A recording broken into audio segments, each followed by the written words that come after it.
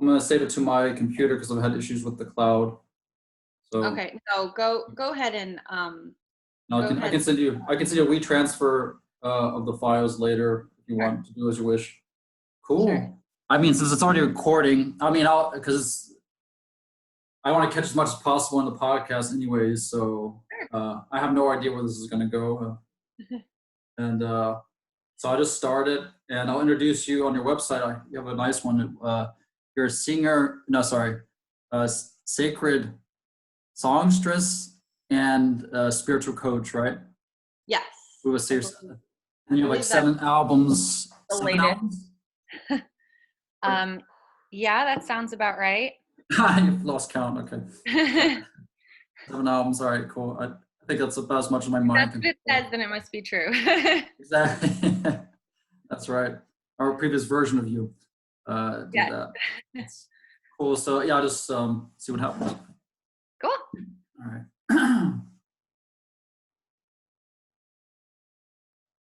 Hello, and welcome to another episode of PhiloSoVibe. My name is Justin Land, and today I have let's do that again. Sirgun Kaur. I know your name, Sirgun Kaur. Oh, okay.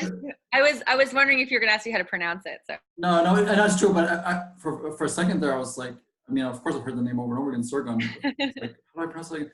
And now I got it. Hello, and welcome to another episode of PhiloSoVibe. I'm your host, Justin Land, and today I have with me Sirgun Kaur. She is a sacred songstress and spiritual coach.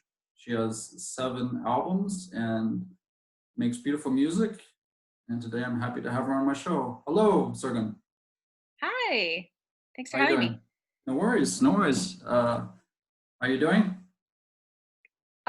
What was the question? I didn't quite get that. This is the most important question. How are you doing? Oh, how am I doing? Yes. Wonderfully.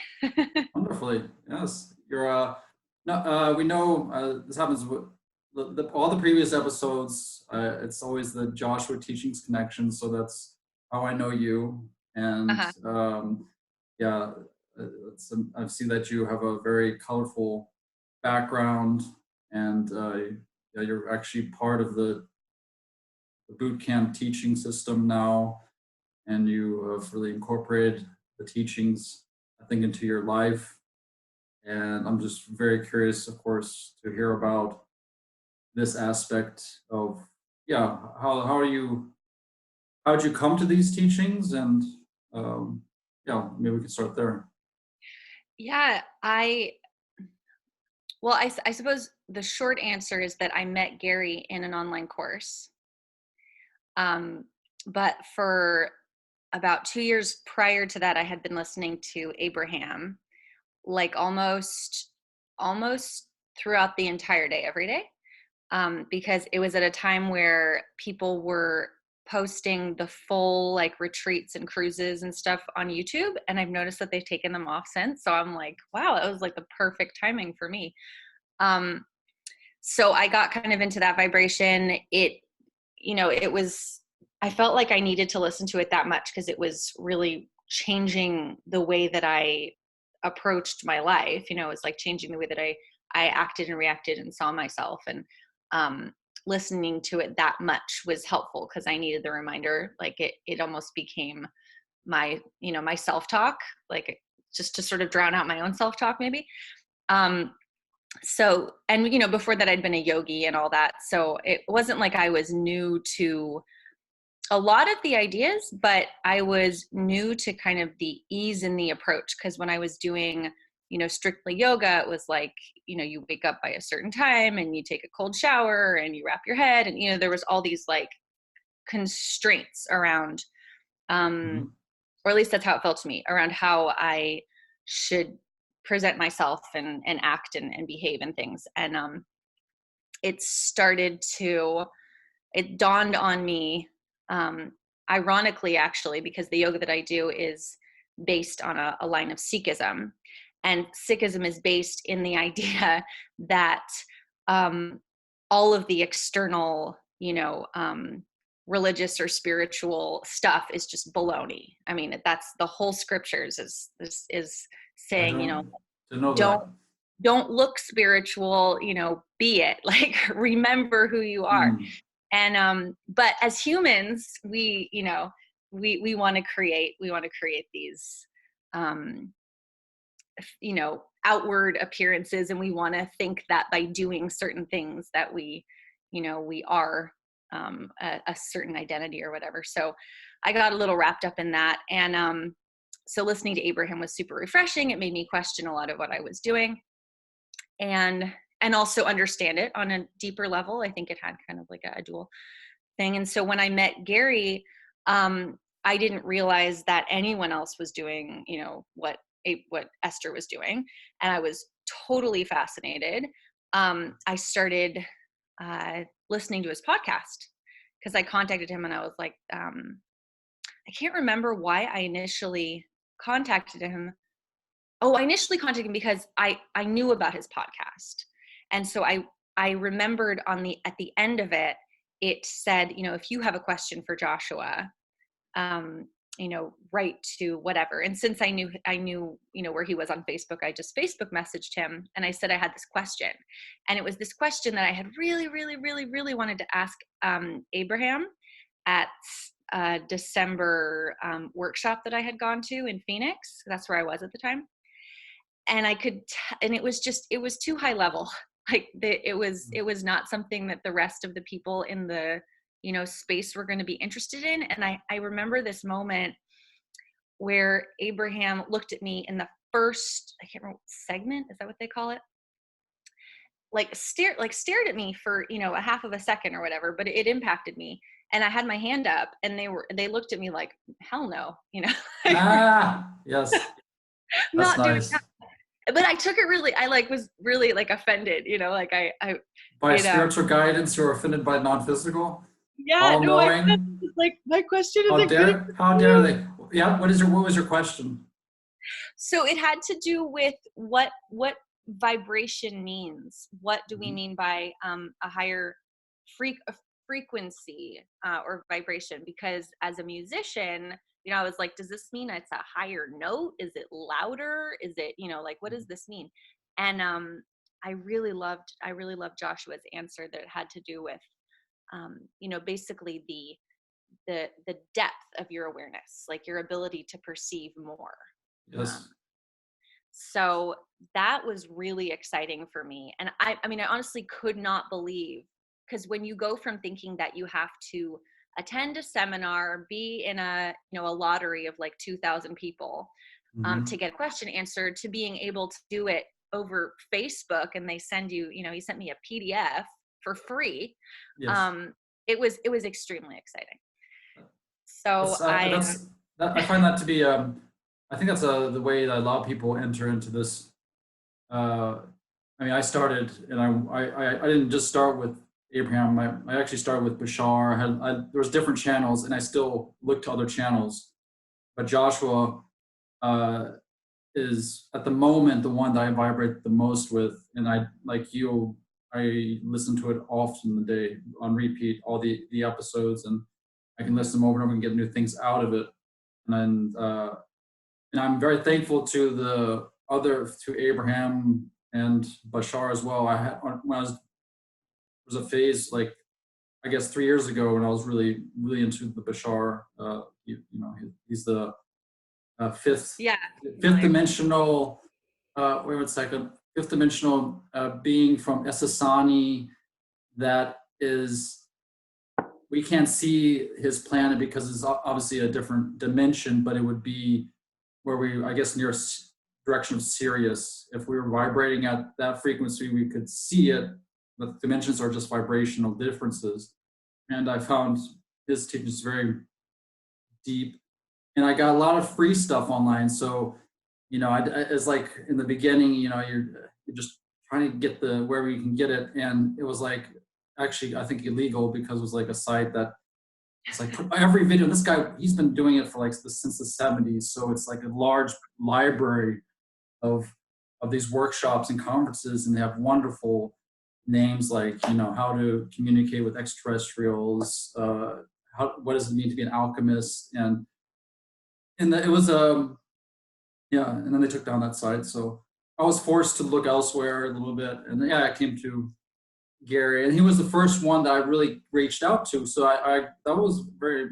It's a good point. I think his accessibility, uh, obviously in his podcast, that format where he's just taking questions from normal people, and anything goes. There's no real formality to it. Just down to earth. He doesn't talk about extraterrestrials much, which I like, but it's like that's totally awesome. I understand every time you talk to that with Joshua, he goes down to the very basic, which is everything you believe creates reality. So give anything a positive meaning, and then it's fine. So yeah, if extraterrestrials are your thing, and it helps you, but don't like have any fear around that. Some people are quite afraid, like they want to be beamed up from Earth and saved. And it's like, no, that's not the case. It doesn't have to be. And actually, yoga was also important to me a little bit. And I'm going to some Kundalini courses. I'm not in the community, so what you did was Oh, very, very different. it's big in Germany. Was that? It's Is really it big big? in Germany. It's like the Yeah. main food in Germany. Yeah. The main type of yoga, you mean, or? Hmm. Could be. There's a lot of different yoga offered, and this one that I go to, he uses gongs. And that's why I love it so much, is because and he has a very high understanding of the universal laws that I also believe in, with a little bit of a different twist, the Kundalini twist. But I love the gongs at the end because it's just a whole wall of them. And yoga's nice, but I really just like to lay down and just like vibrate to these beautiful, gongs. So yeah, that it sounds to me like that was important for your development, being part of that community, which I'm sure you're still part of. And it was important because also as you grew, you rubbed against even like any doctrines or communities framework. There's rules, because if you want to be part of a group, the Hmm. group often has some sort of rules, cold showers, whatever. You begin to like question, well, I don't feel like taking it. Does that mean that I'm not a good Kundalini Right. practitioner? Or I'm guessing, I'm putting words in your mouth, but let me hear what you have to say. Yeah. I actually love taking cold showers, so I do that. But yeah, it was more like the things that I felt sort of kept me apart from other groups of people, such as strict vegetarian diet, not consuming alcohol, um, keeping all the hair on my body, like not shaving or cutting my hair or doing anything like that. And nothing, there's nothing wrong with it. And I don't feel particularly great when I overconsume alcohol or meat or stuff like that. So, I mean, I understand that there's like a logic to it, but just the idea that you cannot do Mm. something that you've agreed that you will not ever. Would you I who'd you agree with? I mean, where's this? Is like a contract? What exactly does it mean? You sign a It's contract? twofold. Hmm? It's twofold. It's part of the Kundalini yoga teacher training.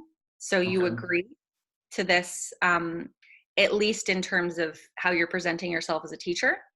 Hmm. Um, and then because I became involved in the Sikh aspect of it, I actually took vows, and vowed, after I got married. Actually, we both did, to keep these tenets. And listening But to both. Go ahead. but you're saying Sikhism. From your definition, it sounded like very open idea, and now you're telling me it involves vows. That's not really. I mean, that is that. Oh, I mean, how open is that then? Right. Well, Sikhism evolved. So the first teacher that would be considered like the first guru in the lineage of, there were 10. It was very general sort of teachings about, and he would just travel and he would sing like poetry to God, to people, to just get them in a high vibrational state. That's my interpretation. And he declared this, unthinkable thing that, that all is one, in India.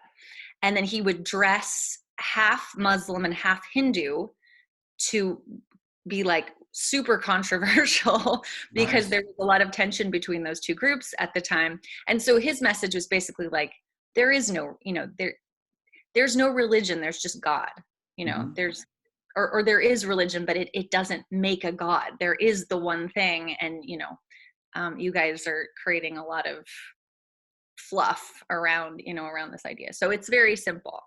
And then with the second and the third, by the time it got to the 10th, that's when there was like this vow thing created. The 10th what? What is it? The 10th prophet 10th, or the 10th teacher? they're called gurus, Gurus, okay. teachers. Yeah. And that's when he developed this, this class of person that would vow to, all the things that I said, as well as like defend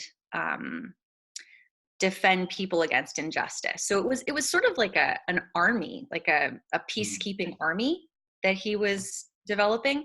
And, it's hard to say whether that was meant to be just time specific or whether he meant for this to continue for hundreds of years. And there's people who have acknowledged like an 11th and a 12th and a 13th and a 14th guru. And there's people that, so there's different sects of what's going on. But the way that it was adopted in the West was very much centered on the 10th teachers' teachings and this, this way of dressing and this way of eating and this way of, so what you're kind of saying is, I think it's similar to all religions, the first, the Buddha, the Jesus, Muhammad. I mean, can you imagine them as just like a down-to-earth kind of guy who really understood that everything is one and we're all one body, it's all about love. And then how that is somehow, for some people to understand and incorporate that into their life, they need some sort of structure. They can't hold on to something that's so vague, that everything's love. I want to see how I can work and get it, prove myself, and then we put on these little rules, and they're ridiculous because it's like the rules are not the message. The rules are, but I'm guessing some people come to the message through rules. I mean, I know I have too. I have a bit of religious background, so I saw, there is spirituality in there, and now I'm kind of dealing with, how do you, when you have so much freedom of thought now, like you do and I do, and you start working in these new areas for us and others as well. We're coming, defining things totally new for ourselves. I can't go to a Bible and say this is the way, and then you go to Joshua's teaching. There's nothing there that says you have to do this, or it's just like showing us, options of from a higher perspective, what it looks like from up there, which is not up there, but just from a broader seeing what we're doing really is what's really happening, and when you're in the labyrinth, you don't see that. You need that guidance from something that's not in that labyrinth of thought, which we got there through things like religion, funny enough. So it's like a big loop. And I'm actually also curious how, so you're a singer, and you were singing before you became part of the Kundalini community? Yeah, I was a singer-songwriter before I got into yoga, and I had a journey with that, and sort of transitioning from like heartbreak songs to to mantra music, and so that was really interesting. I'm finding now that I've been in the vibration of mantra that I'm like starting to want to write more conscious English language stuff, because it's my native tongue and I enjoy, writing songs, things. Nice. I went to my first mantra singing 3 days ago. I mean, at the Kundalini yoga thing, he repeats some mantras, but this is really when it was like a room packed full of people, and he had some sort of Indian accordion piano thing. Harmonium. Yeah, and some interesting flutes and one of those what's the name of that Indian guitar? One of the Indian guitars. But it was really amazing experience. The repetition and coming to vibration, and obviously in your music, there's when you're doing some of the mantras, it's it hits you also because of the simplicity, I guess, because even if you don't, I mean, I guess when you're speaking in another tongue,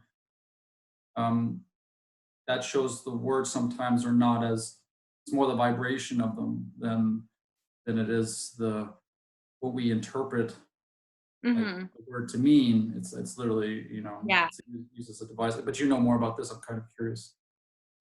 Yeah, I'm actually curious where you are. Are you in northern Germany? No. Okay, I'm in Leipzig. But where did that come up? What do you Well, because I was just there this last summer, and so I met a bunch of teachers and musicians and stuff. So I was like, I wonder if you're with all the coincidences that are not coincidences, most definitely. Yeah, he's in Leipzig. I forgot his name. I didn't mention your name to him. I guess this interview. Is he an older man? I don't remember. Is he an older man?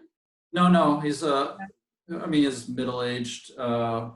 He wears primarily I think the blue and orange. I don't know, like, does that mean like the different colors that people in the Kundalini or Sikh?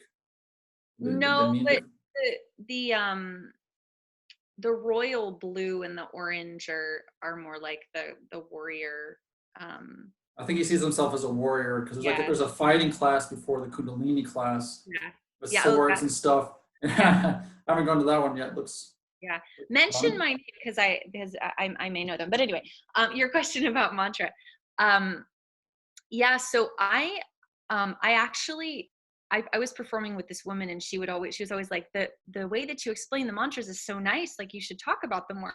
But when I chant them, I so much prefer to sort of feel into what they mean rather than like I don't know, be like really studied about what they mean. So sometimes like I did a mantra the other day, and I realized I didn't even know what the meaning was, but like because it's different than the English language was come up with, right? Like these sounds came from people who were in deep meditation.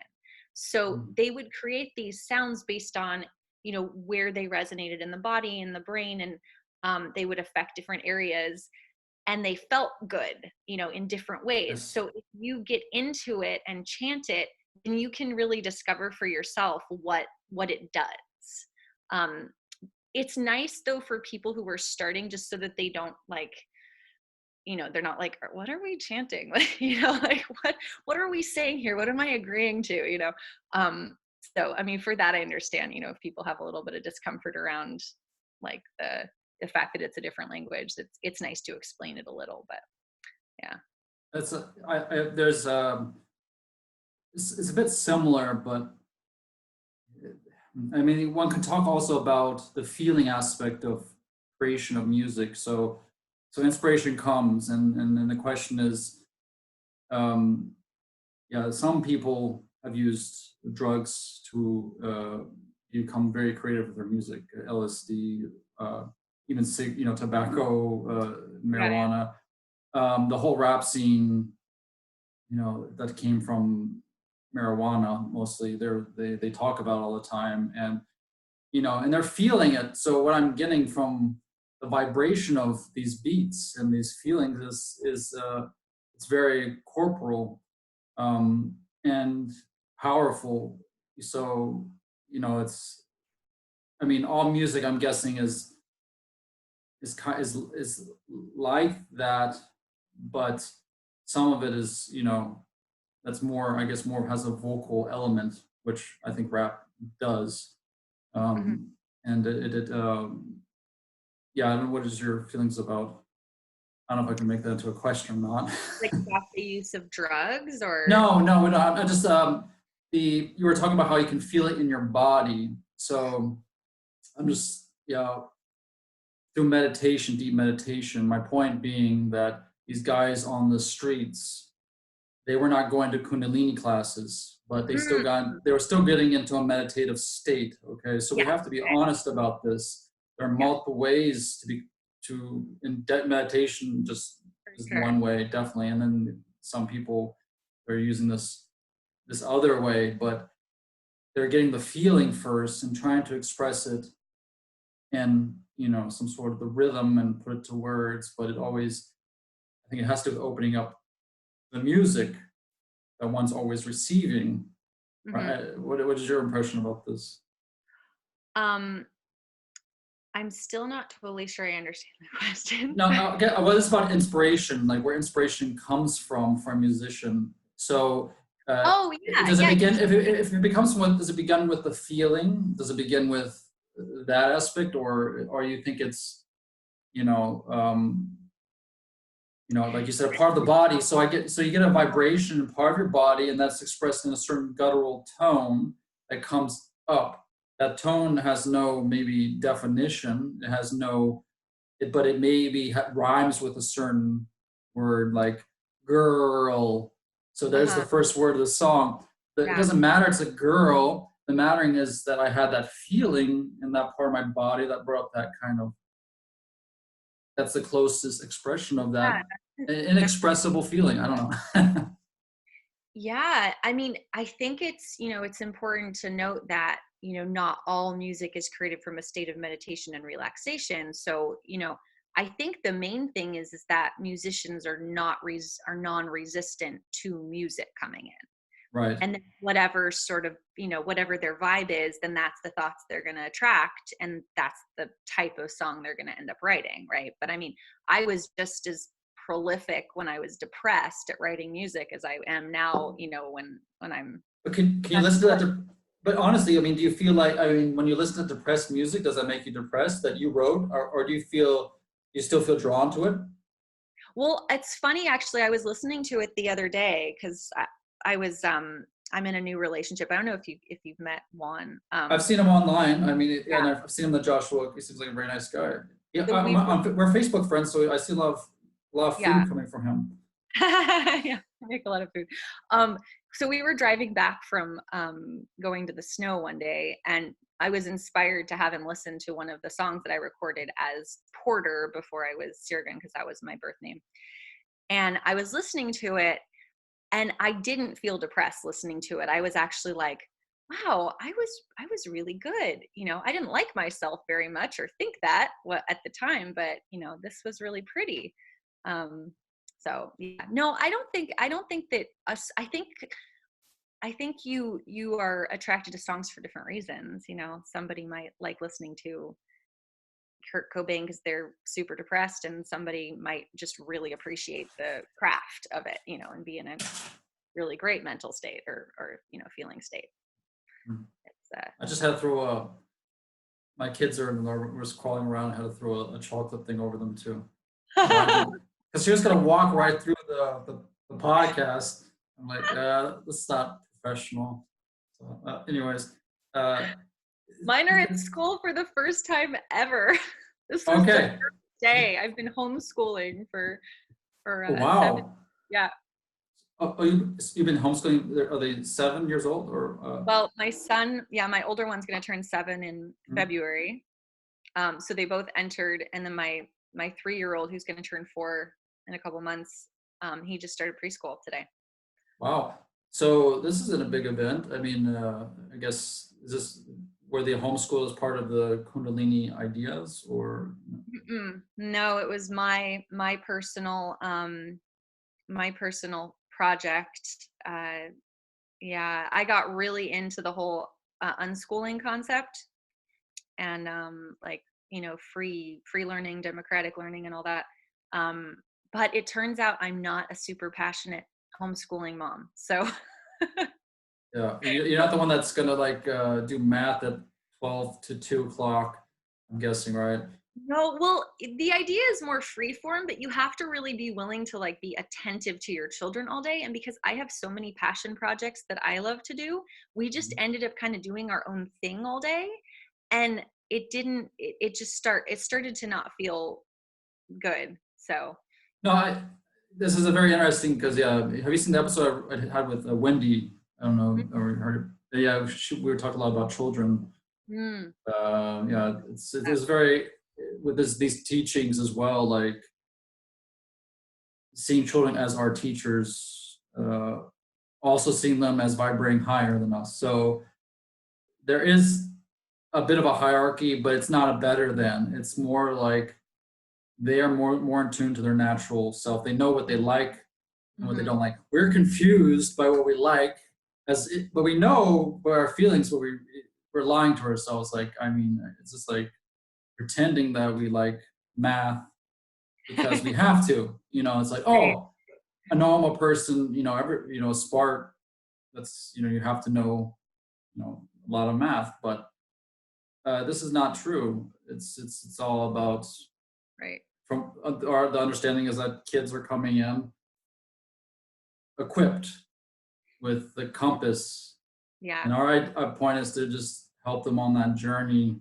But um, at the same time, I think a structure of some sort. They're coming knowing they're going to have to deal with that as well. So having to taste the schooling system to kind of like maybe later throw it away, to take a ladder of some sort and just throw it away later. I'm not saying I throw away mine, but it's like my schooling. It's like I'm sure the same with you. Is like, what the hell was I doing the whole time? I mean, I didn't do a lot of homework. I didn't, I was socially awkward, and I realized it was some sort of game of sociability. Like I saw the ones that were having a good time, but they were not. I wanted to be seen as good, so it's like that doesn't work in the high school, And yeah, and what I'm seeing with my kids now is that the structures change with the schooling, at least here in Germany, where the kids are running around the schools in the hallways throwing they're not fighting, but they're getting really rough, and they're throwing stuff around, and it's like chaos, and nobody intervenes. And Oh, it's like, wow. if the system, and this is a public school, this is not a private school, this is a normal public Mhm. school. Granted, it's a newly built one, but just the building's new, like an open plan, but it still has the same curriculum and the same times. It's just they have rooms that are just dedicated to gymnastics, music. There's like it's actually called a disco. They have a freaking disco where they, first graders, fourth grade, they just go in there and just like blast, pop music and disco music, and just jump Really? around. And they're because they're coming with so much energy that they can't sit down like we did. I'm just thinking, like, so I came from energy where somehow I was able to sit in my freaking chair through an hour of some health class or whatever, or Spanish, that I obviously didn't want to necessarily listen. I wasn't, but they wouldn't even sit there. I'm guessing you can't make them sit for an hour for something they don't want. They just get up and leave. Oh, this is what's happening. These kids are just like they don't. You may say they don't respect authority, but the system has because it's such an unmasked level. We're not. I don't know what's like in the States at the moment, but heard about Finland and all these other countries that are just like throwing away the whole system where they're like, whatever, 4-hour days, 3-hour days, no standard curriculum, whatever the kid wants to do is fine, even video games or whatever. It's like, Yeah. Yeah. so we're dealing with this kind of new like paradigm shift. And, but I feel like the system's already adjusted, funny enough. I don't know, it depends on where you're at, but I don't know what your experiences are. Maybe I can understand why maybe you didn't want to put them in the school system, but it seems like the kids already changed the system without the government Yeah. changing it I necessarily. was really impressed by the public school that I put my older son in. Like they don't do homework. They have like they have two teachers in with so they've combined both the kindergartens because I put my 6-year-old in kindergarten because he'd never gone to school before. Um, and it's just seemed it seemed really progressive. And I mean, there's the rules and the things that he won't be used to. Um, but he was sitting for most of the day by choice, which I found really fascinating. Like Mm. he was like gaming, like, you know, or watching stuff, or like watching people game for large portions of the day. And On he'd only, YouTube? sorry? On YouTube, or what do you mean Yeah, watching people YouTube. game? Yeah. This is what my kids are doing. Yeah. They're watching other people play Minecraft, Yeah. and Mario. He like, Minecraft, from my generation, I'm a gamer too. I'm sorry to go on this, but this is like one of my passions was gaming. uh, And I look at Minecraft, which looks like the most primitive type of. I mean, I know it's open world, but it's like it's in this block form. The graphics don't look pretty, but the creative aspects of it seem to be very, and they're role playing stuff, and they're learning about, you know, this idea of playing in the world. Uh, and so I have that same issue. I was like, you know, are you guys watching too much of people playing games? And yeah. I'm just staying back for a moment and saying, we'll see where this leads, because I know for myself, I've played a lot, that, you know, when you satisfy an inspiration, you get to Mhm. the next one. So like, Yeah, yeah. you know, it won't be a forever thing. So I'm just telling you, you don't have to worry about Yeah, being no, addiction. I was not so you know, we were unschooling. I'm not sure if you're familiar with that, but it's like, you know, unlimited whatever, you know, media, they get to eat when they want and go to sleep when they want, and, you know, within reason, because they want me to help them go to bed. So I, you know, it's like if I need to go to bed, then they do. Um, but it, you know, I let it like to the extremes, right? It was like, Mhm. you know, you What are make the up extremes? like like I don't know, that felt really extreme for me. Like you sort of eat whatever you want, do whatever you want. Well, But because we're going through a divorce right now, mm, I was noticing that he wasn't doing the gaming and the watching so much because he was inspired to anymore. I could tell he was doing it because he didn't want to feel. mm, And I wanted to help him get past that fear. And so, you know, let's say I was inspired to help him get past that fear, because I felt like it was my own fear of putting, especially my older son, in school because of the social thing, which mm. really doesn't make any sense, because I never had like you know, well, actually that's not true. I guess in elementary school there was stuff too, but it was mostly high school that was traumatic That was for high me. school, yeah. Me too. Yeah. Junior high and high school was, moving to a different state also was Hmm. a big change, but Yeah. And so we it moved. gets brutal. It gets brutal then. Yeah, elementary school was so much, Hmm. you know, it was still, it felt good. I got a good vibe. Yeah. But yeah, I know what you're talking about. Yeah, so and we just moved here too, so he doesn't know any other kids, and he wasn't, you know, he doesn't like group activity, you know, he's very resistant to like group activities, you know, he wouldn't want me to sign him up for like soccer or swimming or stuff like that. So it just seemed like the best idea. And then the school is a 3-minute walk from our house. So I walked him there this morning, and it's, you know, gorgeous because things are very well maintained here. The teachers love what they're doing because they're hopefully getting, you know, paid a living wage, and you know, it just seems like everybody just really loves being there, which I just felt so good about. So And can you maybe mention to our viewers and listeners, I remember on the call with Joshua, it was, I think, 1 or 2 weeks ago, how you found this school, right? Is this the one we're oh, talking about? no, this is the elementary school, and that one, um it was the first one I looked at, and Juan just mentioned, you know, we have an elementary school just like right here. So I went and looked at it, and I was like, wow, this is, you know, this is impressive. No, so the other one, I was looking for, preschools were harder because, you know, Preschool. they're like much more limited enrollment, um and it's harder to get, you know, for working, there's a lot of working people around here. I mean, dual income homes. So like there's a lot of need for preschools. And I was calling around, and it's the middle of the school year. So, you know, most of the places are full, and they have wait lists for September. So and I looked up like preschools near me. I saw a daycare person, and I called her up, and she was like, and her name just like lit up for me. Um, I called her up and she was like, you have a boy. He's 5. Most of the kids I have are like 2 and 3. He's 5. He's 3. Most of the kids I have are like newborn to 2. Um, you want someplace where he can like be rough and tumble and be with kids his own age and whatever. And there's this amazing preschool that's in a church, but it's not religious and yada, yada, really affordable, whatever. So I was like, this sounds great. So I called them and they do happen to have a spot for 2 days a week. So I set up the tour, and the way it goes is like you call them on one day and then they have a tour date on the next day, or on like 3 days from now. So, it's a gamble that the spot will still be available. Right.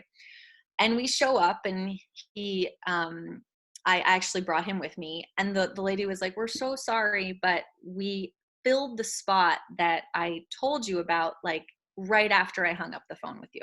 And I was like, at first I was like, are you kidding me? God, if I had known, I would have just signed up then. And then I stopped myself and I was like, wait, no, this can't be the preschool for us, because if that happened, then, this must not be the place for us. So we went on the tour and he really liked it, but it wasn't going to be the place for us. And I thought maybe they would, have an opening next month or something. I was staying open about it. But before we actually went there, my son was reluctant to leave the house because he had just gotten out of bed. And so I had this inspiration to be like, let's go to this coffee place that his auntie would take him to sometimes. And they have this like little toy coffee making set. And I'd never been to it before. And as I'm driving on my way, I get this thought, like, I'm going to solve this like by going there. There's something at this coffee place that, maybe somebody's going to tell me about how great their preschool is and has an opening or something. I just felt like that was going to happen. So I park the car and I look over towards where the coffee place is. And right next door, there's a martial arts studio and it says Brighton View Montessori. It's a Montessori preschool. And so we walk in and they do have a spot. We set up a tour. We got the spot. I mean, it was like, it was. So he's going there. Your youngest is going to that preschool, Montessori. Mm-hmm. It's the one he wanted to go to, which he just, it's obvious. And I think this is very interesting because I'm curious. So you come from a background of following a lot of your inspiration. I think the artist way, the musician's way, you begin to notice how inspiration works perhaps better than other people who have normal jobs. And you have the Inspired Artist podcast, which I'll list as well. I think a great podcast. And I think that maybe, you have a step up for than a lot of people because of this background that you have as being able to have a career as a musician and artist. And now you're at the next level where I think the one thing that maybe, because I'm speaking for myself as well, is that I would see things as negative, but in reality they were positive because they were just showing us where we're supposed to go. So getting a rejection wasn't really a rejection. It was just that that's not the school he wanted to go to necessarily, or that he was meant to go to. And the way to, and maybe you would have processed it differently. And the question is, I don't know, is from the teaching of Joshua, did that affect the way you dealt with that situation or how you followed inspiration in that case? Oh, for sure. Yeah. Because in the past I would have been like, I would have had this negative emotion sitting on me throughout the whole tour, being like, why did this lady not call me right after, she did that? Why did she have me come on the tour? Like all these negative thoughts that have been going. But instead it was just like, we'll find another place, or it'll be this place next month. But it was interesting because when we showed up at the Brighton View Montessori, so Montessori is very structured. And it's I didn't know it was structured. I thought it was like a little bit like Waldorf. Waldorf. No. Waldorf is very. I look at Waldorf as like the very hippie sort of. So my kids went to the preschool. Yeah, like Waldorf, play in the woods, make fairies, that sort of thing. Like play with stones and sticks and sticks. That's the big difference. Like, it's beautiful, but like my kid was like someone to be like, he's playing with sticks and rocks, and he's like, Daddy, oh, my cars. I'm like, sorry, this is the rules here. It's about your creativity. Imagine that rock's a car. It's a Mercedes, you know? And he was like, no. But anyway, so Yeah. I mean, yeah. I feel like all of those things can have the potential to just become doctrine, it's like, no, we want you to have imagination, you cannot, but as opposed to like, this is what you get to play with, like this is what's available. But yeah, and I know in Germany, well, I mean, that's where Waldorf is from, right? Yeah, definitely. Yeah. And nothing. I haven't. He hasn't danced his name for me. Like the Waldorf, you're supposed to have some sort of dance in her name. I mean, keep on, and they never do it.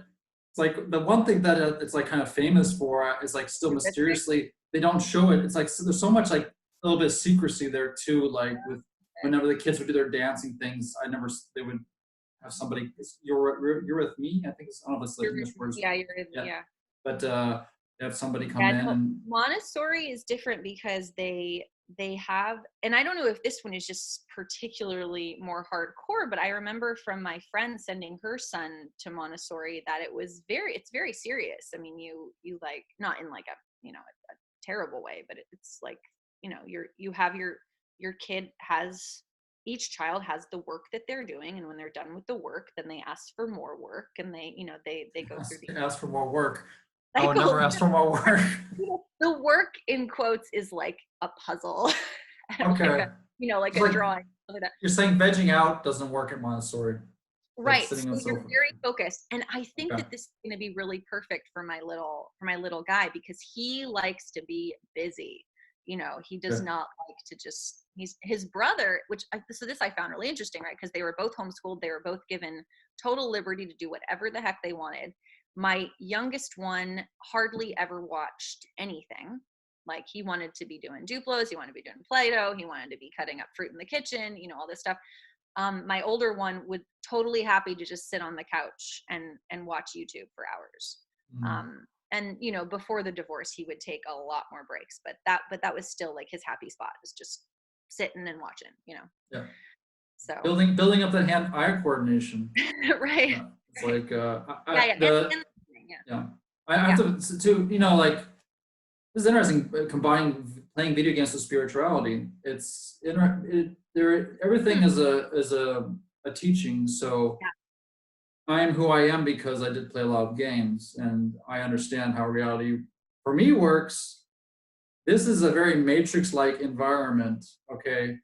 And I see through the games I play, I love strategy games, right? So, in charge of lots of people. And I don't, like, you did have like God-like things, and it's not like I want to be God, but it was kind of a thrill, to have, total control. The creative reality. I felt some freedom in that, and I got out that that middle school, high school kind of where I was nothing. I felt very little value in myself. So of course, the only light I could go to was with my imagination, was kind of was playing with these games, and now I don't necessarily need that anymore. It's but I can see where the kids of this generation have obviously have more access with these phones, and games are free. When I had to buy a game, it costed like $50-$60 for a kid. You know how many hours McDonald's have to work? It's like, you just think of how many burgers I have to flip to get. So I had when she got a game, it was you had one game, but now these kids are like downloading 20 games at one time, and they're going through each one. It's still that expensive, though. I mean, no, but not the free games, not the like on your iPad. You're talking about the console. Yeah, okay, I did the console as well, but now my youngest was using like on apps. Yeah, even Minecraft, there's like a free version of that, I think, and stuff, and it's actually cheaper because it's not. Maybe it costs like €10 or $10 instead of 50, 60. Have they gotten into the TV show? Which one do you mean? There's a Netflix Minecraft show. It's so innovative. It's a choose your own adventure. So you're actually choosing where the story goes. There's like all these alternate plots. Oh geez, wow! This is like an interactive show. It's really cool. It's in the Minecraft world with voices of Yeah. people who are playing the characters in the Minecraft world. Yeah, yeah. It is interesting because when I hear them watching these Minecraft players, these are people who often are our age, okay, and they're talking in high pitched voices, but they're getting millions of views. Mm-hmm. And when you look at it, you're just thinking, this is, I mean, from a judgmental perspective, you think it's very stupid. It's like, this is, they're doing something like, I don't know, like talking to a little dog that's Minecraft dog, and the whole 5 minutes goes by with talking about this dog and how cute it is. And I'm like, oh wow. But I find that it's so interesting because when we talk about like, abundance coming in, all these different forms, I mean, who would have known 20 years ago, 10 years ago, that you could make a multi-million-dollar income from playing video games? And there's a guy, he's the most, PewDiePie. yeah, I PewDiePie, don't, yes. yeah. Great name. It's so your parents are like, you can't play video games all day. You won't ever, make anything of yourself. Well, These guys are the biggest YouTubers now. They're making millions. Ninja, there's quite a few famous names, and it is definitely there for a reason. If you follow your passion, doesn't matter what your passion is. It can be, floral arrangements or playing video games. Totally. It can open up worlds of abundance. And I'm guessing that we're kind of running low on time, or we're getting close. Yeah, so I have to go lead the Joshua. Yeah, this is exciting. But it's been a wonderful talk. Went in directions I didn't expect. I'm guessing you didn't expect either. No. I wanted to talk more about your music. Of course, I thought we'd be going in more details, but we did touch on it, and I'm sure the viewers will get something out of this, or the listeners, I hope. Yeah, well, anytime you want to do this again, and definitely, I'm happy to. I like talking to people. Yes, yeah, no, I mean too. What's your star sign? Libra. Oh yes, I'm Aquarius, so we vibe very well with the thoughts. Yeah. My moon sign is Libra, so my sun sign is. I don't know what I'm. Yeah, I have to go figure that out. Know this. This is very important. I know. I'm not. I've been in the yoga world for long enough, and I just. No, it's just another belief that we can play with. Yeah. It's like, I mean, I think things have, on the last point before we close, which is that everything, it's not about taking things seriously. It's about, seeing reality as our creation and the messages and things, and we're talking to ourselves. So a star sign is kind of a reflection of sorts of who we kind of think we are, and it can be good or bad depending on how we use it, and that's it. I love the conversation, and I definitely would like to have you on again sometime. And awesome, thank you. Thank you very much. So have a wonderful day. It just started in Seattle. You're Washington, right? Or Seattle? Close to Seattle, yeah. About 25 minutes from Seattle. So our day's ending here. Yeah. Yours is beginning. Night. Yeah. Good morning. All right. Talk to you later. Bye. We can still talk for a second. Okay. Yeah, I mean, it's a bit weird. Just like, I know we have to stop, but it's just with the podcast, it just feels awkward, like chopping it off. I know. I do that too. I'm like, all right, bye. Okay, I stopped recording.